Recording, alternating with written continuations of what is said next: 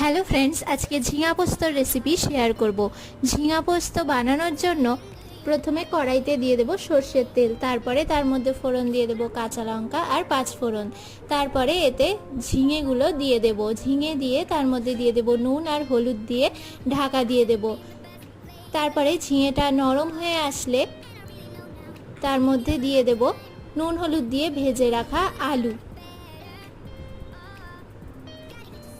আলুটা দিয়ে একটু নেড়ে চেড়ে তার মধ্যে দিয়ে দেব কাঁচা লঙ্কা আর পোস্ত বাটা। তারপরে এটাকে আরও কিছুক্ষণ নেড়ে চেড়ে তার মধ্যে দিয়ে দেব জল দিয়ে এখন এটাকে হতে দেব।